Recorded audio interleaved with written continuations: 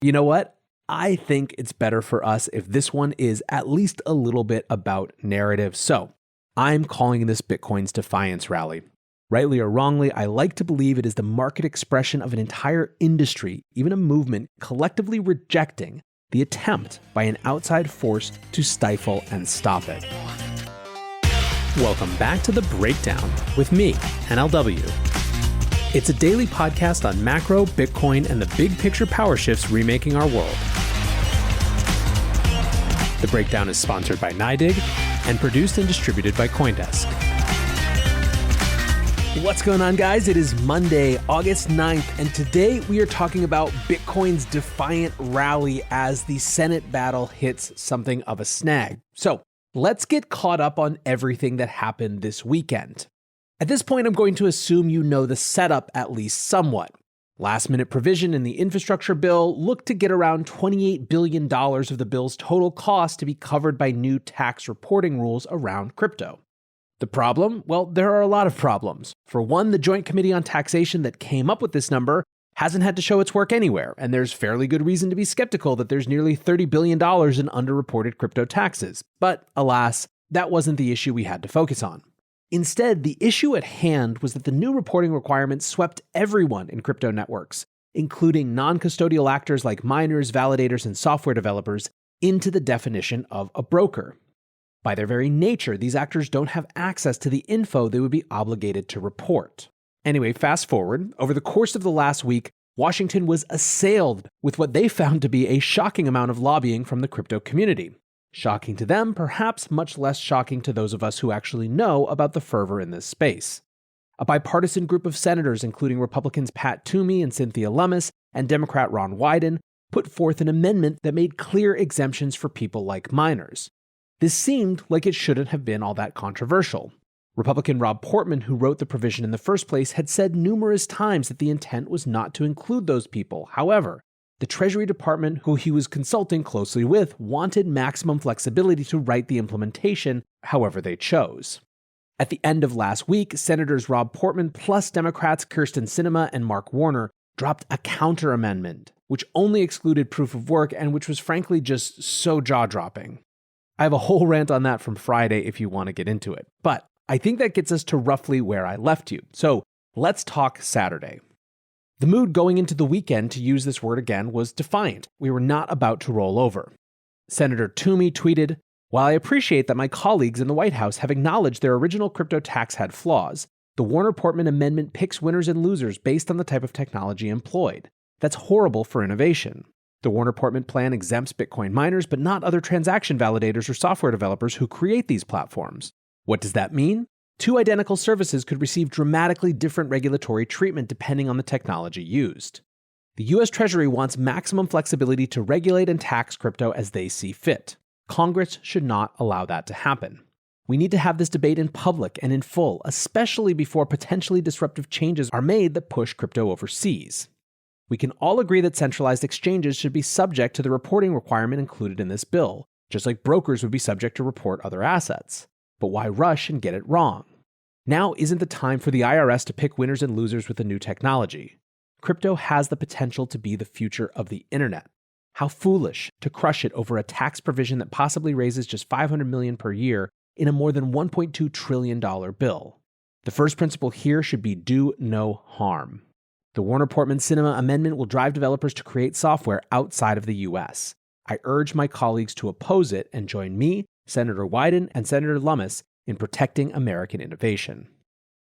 Let's just take a moment to acknowledge a senator publicly discussing this field as the future of the internet.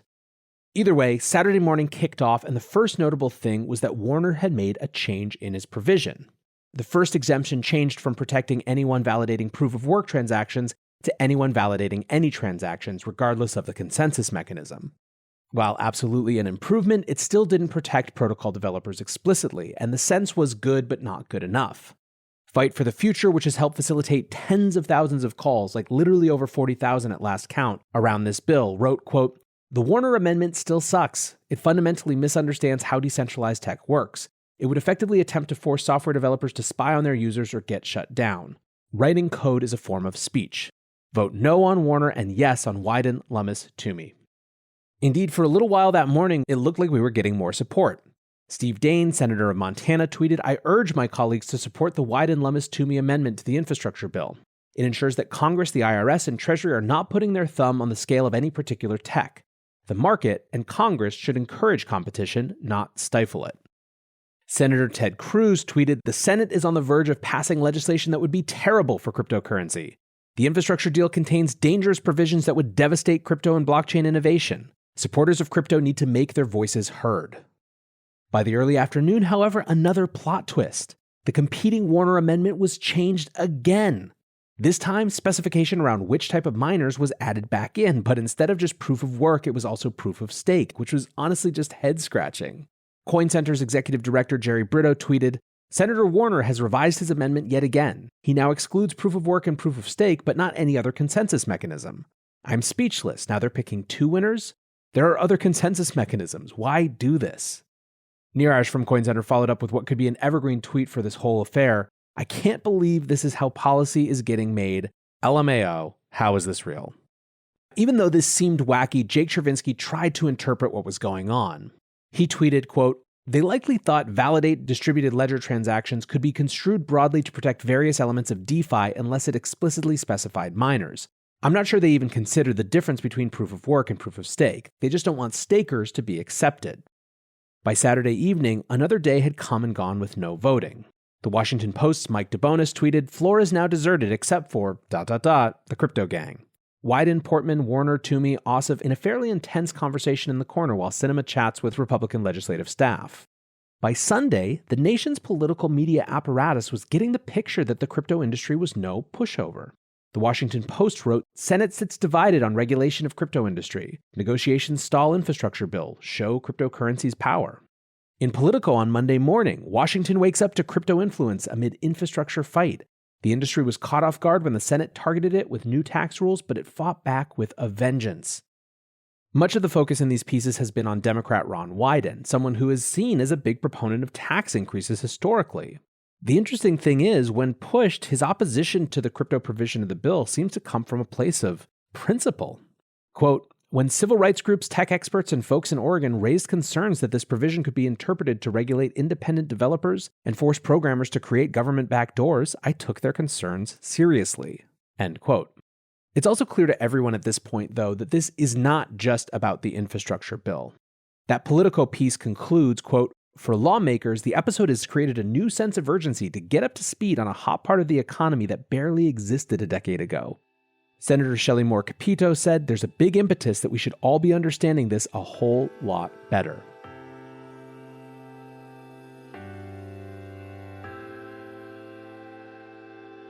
The Breakdown is sponsored by NYDIG, the institutional-grade platform for Bitcoin. As longtime listeners know, NYDIG is a major force in the Bitcoin space, and they're now making it possible for thousands of banks who have trusted relationships with hundreds of millions of customers to offer Bitcoin. That mainstream access is critical for all of us, and you can learn more about it at nydig.com/NLW. That's nydig.com/NLW. One narrative that seems to be sticky is that this is the future of the internet. We saw this in Toomey's tweets, and Mark Cuban is also pushing that as well, sending an email comment to the Washington Post that said, quote, "Shutting off this growth engine would be the equivalent of stopping e-commerce in 1995 because people were afraid of credit card fraud, or regulating the creation of websites because some people initially thought they were complicated and didn't understand what they would ever amount to." Still, by last night, the specific changes in the bill were looking to be a fight that was slipping away, not because support was dwindling, but because larger issues were taking precedence. The Washington Post's Jeff Stein tweeted yesterday afternoon, "Worth noting that even if we get a Wyden-Warner White House crypto agreement, it may not wind up in the bill because there may not be amendments allowed for complicated Senate procedural reasons." Jake Chervinsky wrote, "Discussions regarding a compromise amendment are ongoing. The broader politics and process around passing the bill are starting to predominate, though. It's possible no amendments will be proposed at all, which means we'll be stuck with the current language." Senator Portman on Sunday afternoon gave a floor speech that was explicit about who was not intended to be included in this law. Miners, stakers, validators, software and hardware devs, node operators. This was a sort of political consolation prize. hey, you don't get the actual language of exemption, but I'm going to signal to the Treasury Department who interprets the law and makes the rules what we intended when we wrote it. I said it last week and I'll say it again. I find this wildly insufficient, especially given how clearly hostile Treasury is across 2 administrations now to the crypto industry. On Sunday night, Senator Lummis gave her account of what had transpired, saying, "This has been an interesting day. Here's what is happening. First, we've been able to have productive conversations with senators on all sides of this issue, and if we could vote on amendments, I think the digital asset community would be pleased with the outcome. Right now, we need an agreement on allowing amendments, which is being held up because of conflict between senators over the 30-hour rule, which allows the Senate to consider, review a bill for up to 30 hours before voting on it. Some senators want to keep focusing on the infrastructure bill for 30 hours to raise awareness about its price tag. Senator Schumer wants to quickly vote in order to focus on other legislation and won't allow amendment votes unless that happens. So we're at an impasse. I understand my colleagues' positions, but real people are going to be hurt if we do not change the language in this bill. Tomorrow we'll be back in session and again work to convince our colleagues and Senator Schumer that our amendment deserves a vote."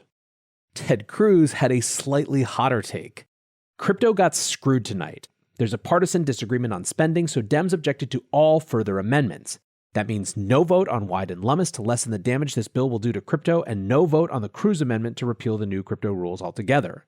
The result? The Senate's going to inflict billions of dollars of damage on the growing and exciting crypto industry and drive much of it overseas. There aren't 5 senators who understand much of anything about crypto. What the Senate said tonight? Let's tax the hell out of something we know nothing about so we can pass a giant bill we haven't read and spend the American people's money on stuff we can't afford. It's reckless and harmful. Speaking of Ted Cruz, one thing that has been frustrating some folks all weekend and farther back even is that we never even had a chance to debate his proposed amendment of striking the provision entirely. Square Crypto's Miles Suter had a perfect write-up of this, saying, "Pretty crazy thinking that we as a cryptocurrency community couldn't, quote, credibly support the Ted Cruz amendment to strike all mention of crypto in the infrastructure bill because the CBO had already allocated that budget windfall and removing it threatened to torpedo the entire pork bill. Before we even started debating the merits and implementation, the Congressional Budget Office had already pulled some number out of thin air that this provision would supposedly bring in, locking the community into negotiating this bill within this limited, questionable framework. Because they put a dollar amount to this provision, it became impossible to argue against the very legitimacy or ontological necessity of the provision. For if it was removed, the total funding of the bill changes and all of a sudden there's a bigger political show on hand. So striking the provision was a non-starter. They surprised us with a cage and the only option was to battle from within. With zero notice and limited time, the only option was to adapt the skeleton legislation presented and ensure it does the least amount of harm. It's so crazy that this is how legislation is made in DC. These are incredibly complex, technical, and impactful issues. They deserve thorough contemplation, debate, and public discussion in order to ensure that policy put in place optimizes future American prosperity and innovation. Even after spending so much time dialed on this the last week and weekend, I'm still not sure how this is going to turn out, nor when this decrepit system or process will ultimately produce an outcome. All I know is that it doesn't have to be this way. We can do so much better. I think Miles' line, "They surprised us with a cage and the only option was to battle from within it," is pretty perfectly put. So, back to this morning, from Jake Chervinsky again. To get the infrastructure bill crypto provision amended, we need 1, a deal on compromise language between Wyden, Lummis, Toomey, and Warner Portman, and 2, unanimous consent for the amendment from the full Senate. Senators' offices are open. Now is our last chance to be heard. As I was preparing this, Senator Ron Wyden wrote, "We've been working hard to get a deal. I don't believe the cryptocurrency amendment language on offer is good enough to protect privacy and security, but it's certainly better than the underlying bill. Majority Leader Schumer says he won't block a unanimous consent request on it." So that's where we are. I'm sure that by the time you're listening to this, there will have been more plot twists and turns. But in the meantime, the markets have been absolutely defiant. Bitcoin has rallied from lows between 38,000 and 39,000 last week to 46,000 at the time of recording. The rest of the industry is likewise up, with ETH comfortably above 3,000, and that's to say nothing of NFT mania, which is for another show. So what's going on? Well, part of it, as I said, may be simple defiance, a show of strength. Part of it may be the Streisand effect. For a couple weeks now, political news has been dominated by stories of the crypto industry and increasingly our strength, which could be attracting new people in. Su Zhu wrote, "Crypto mooning as senators panic buy upon realizing that not only is it not tulips, but it's likely the single most important issue for an entire generation." I get the impression that Sue was being only a little tongue-in-cheek. Of course, it could also just be market structure and technicals. At the beginning of July, Willy Woo pointed out that as speculators continued to sell down, the long-term holders were, quote, mopping up coins, a classic on-chain divergence unseen since October 2020. He followed that up this morning, saying, quote, the last 2 months has been one of the largest divergences in short-term Bitcoin mispricing the fundamentals ever seen in its history. We're watching it unravel now in real time. But you know what? I think it's better for us if this one is at least a little bit about narrative. So I'm calling this Bitcoin's defiance rally. Rightly or wrongly, I like to believe it is the market expression of an entire industry, even a movement, collectively rejecting the attempt by an outside force to stifle and stop it. There is a lot to catch up on this week. We haven't even had the chance to talk about the latest drama on Binance or Circle trying to become a bank or the SEC's Poloniex decision, so hopefully we'll have some more time for that this week. But for now, I appreciate you listening as we watch this crazy story unfold. Until tomorrow, guys, be safe and take care of each other. Peace.